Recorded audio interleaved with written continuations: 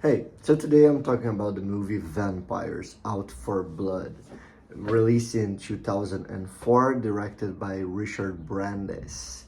This is a straight to TV release that I ended up watching like 4 a.m. because it was something that was on TV.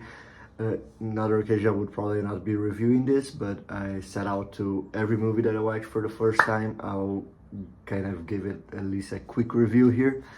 So yeah, let's start with it, I guess. So it's an horror TV movie. It's campy. It's very trashy. It does have quite a good cast for this type of movie. I would say there's a lot of you look at those people. You're kind of, I know this guy from somewhere. There is the guy that plays Bishop in Aliens. He is the deputy, the police deputy, I think. The main character is, I think, Kevin Kline. Yeah, I think that's his name. He was like, he looks like really familiar. He was in like Entourage and Platoon, I think, some things like that. And but again, it's made for TV acting. It's not great. The main guy, Kevin Kline. Again, if you look at it directly, it's pretty bad acting, but in the terms of this trashy, campy movie, it kind of works. It remembers me a lot of the acting in the Velocipaster, which it's kind of funny. In the Velocipaster, obviously, it works way better because Velocipaster is just, it's kind of like a parody, and it's a movie that definitely knows way more how much is it's like dumb and everything. And don't take me wrong, this movie Vampires, it never asks you to takes it seriously. It kind of also knows where it's playing. It has a lot of really bad special effects, especially the vampires do this thing when out of nowhere they just kind of glow their eyes blue for some reason, and it looks really corny. It remembers a lot like I'm gonna be honest, some Disney XD shows from back when I was a child. Especially my babysitter is a vampire. I think it had like the exact same effect in the eyes. I do remember something like this, and it, for being a TV movie, it kind of just remembers like one of these type of things, but a little bit edgier for a more mature audience, I want to say. But it also can show a lot, which is kind of funny because it definitely tries to go for a more mature audience. And it's like one of the first scenes when the main character meet the vampires. Also, one of the main vampires, I think she was in some Halloween. I watched those Halloweens very recently, and I do remember she being somewhere there. I'm not sure, one of, I don't know, I think maybe Resurrection or H20, one of these ones. But the vampires bring him to a vampire orgy. It's like he opens the door and everyone's like rubbing against each other. And after he does say it's an orgy when he's playing, explains everything, but everyone's like fully dressed, so it just kind of looks like really stupid, I guess. Especially one of the first thing he sees when he opens the door is like a really fat guy with a top hat, and he has like a BDSM whip, but he's not really whipping anyone. He's just like holding it against a woman that again is like fully clothed in front of him, and he's just like holding it against her skin. I don't know. It looks really off because vampire movie, and it's giving indication of going to the more sexual thing that some vampire movies go, but you get there's like a TV movie and there's a lot of people like just kissing and kind of rubbing against each other, but there's like no nudity at all. And sure, it's not like it needs nudity, but it does feel off. But outside the really awful special effects, this movie does kind of surprise me of using a lot of makeup and some practical effects. The practical effects don't look good per se, but they are definitely way more fun than the special effects, and you know, there's some good gore with it. The vampires, they do look kind of dumb, but I guess it kind of works in this type of movie. The main villain looked ridiculous for, I guess, a movie like this, but if you'd say you would put this exactly guy in with that makeup in like a Goosebumps episode, it would be like the coolest thing ever. In this movie that it's a little bit more mature, uh, it does feel a little bit out of place, even though when the vampires they get angry, they do get like a really exaggerated makeup, but it's not that much. So I don't know. It just felt to me like the main guy really felt out of place. The writing in this movie it's pretty awful. A lot of times in really fun ways, I guess, because the decision making on this movie it's atrocious.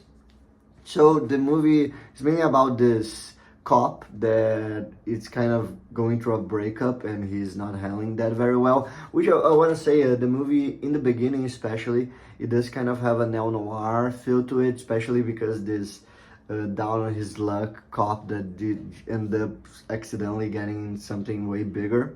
And with the vampires, they do try to bring a new wave gothic aesthetic with a lot of like green lights. Everyone is wearing like kind of latex leather clothes.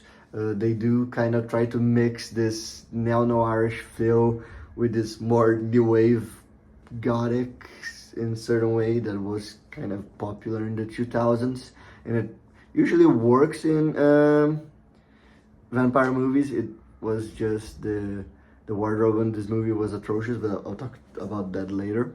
But yeah, so his ex-wife is a vampire expert. She writes books about vampires. She don't believe they are real, but you know, she still writes books about it. So when he starts to become a vampire, he asks for her help. And in the final act, they get to this hospital where all the vampires, they kind of live there. And they're like in the daylight trying to get there. They get to the top of it, even though there are like a couple of demons guarding it.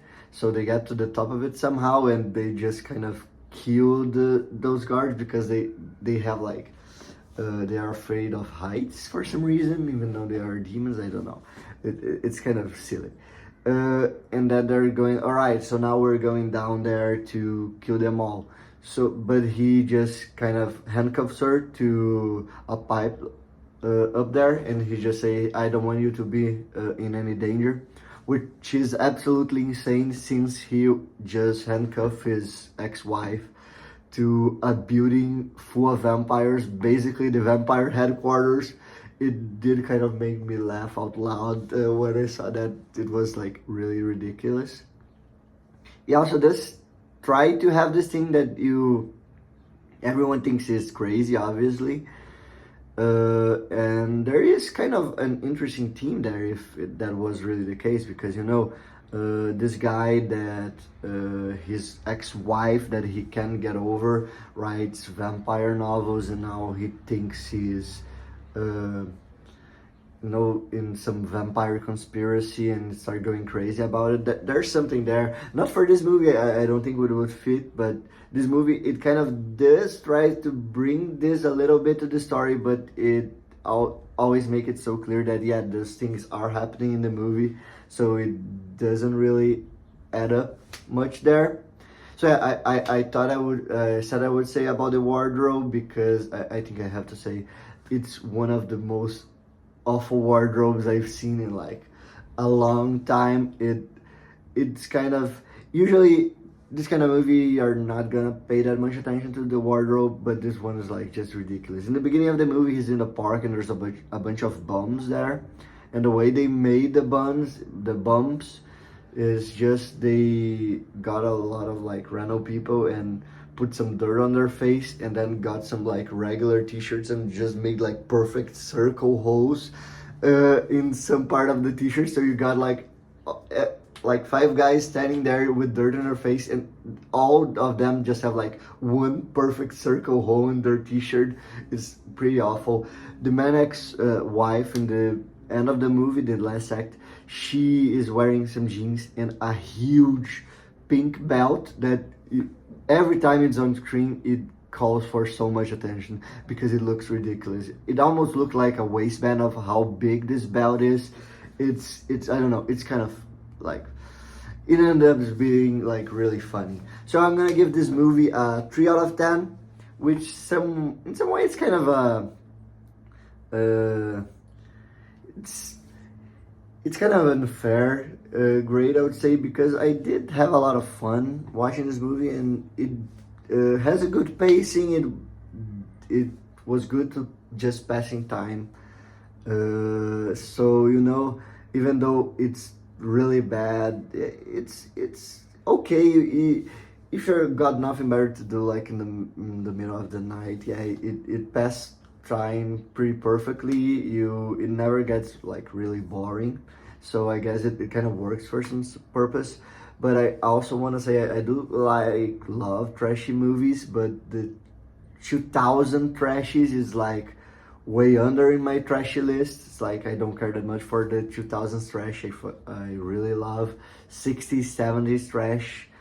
The 2000s, yeah, it was kind of fun, but you know, even in the trash category of just watching something, it isn't really my cup of tea. So yeah, thank you for watching.